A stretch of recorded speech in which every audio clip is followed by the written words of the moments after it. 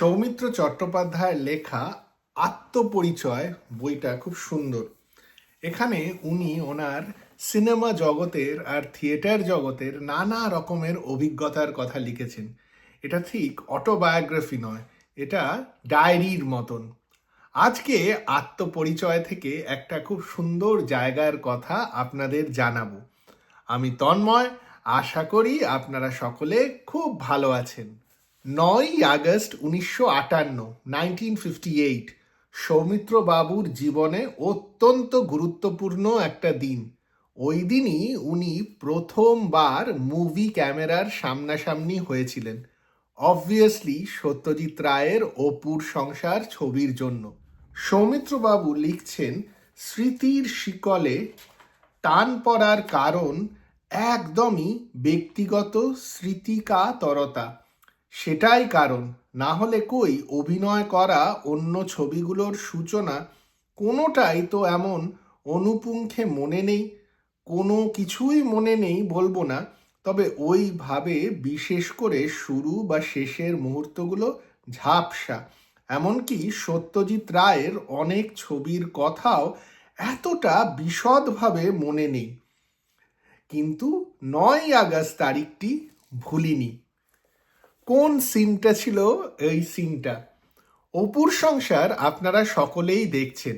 একটা সময় হন্যে হয়ে অপু চাকরি খুঁজছে, আর সেই সময় অপু যায় একটি ওষুধের কারখানায়।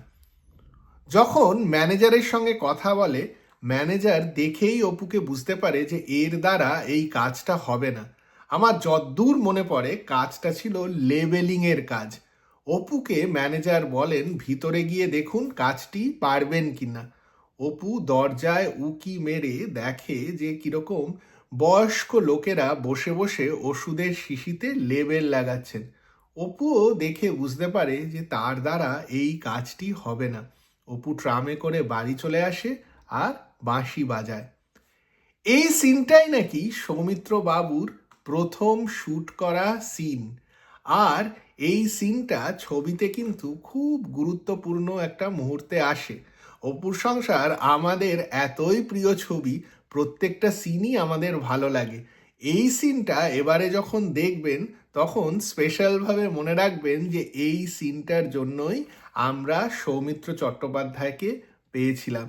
সৌমিত্রবাবুও বলেন যে এই সিনটা শুটিং হয়েছিল বেলেঘাটাতে, আর যারা অভিনয় করেছিলেন এই সিনটাতে, ওষুধের কারখানার কর্মচারীরা, ইভেন যে ম্যানেজার, তারা ওই কারখানাতেই কাজ করতেন। এই স্মৃতিচারণগুলো এত বছর পর পড়তে খুব ভালো লাগে, আর আবার ইচ্ছা হয় যে সিনেমাটা দেখি আর ওই সিনগুলোর মধ্যে দিয়ে এই গল্পগুলোকে আরও সুন্দরভাবে অনুভব করি।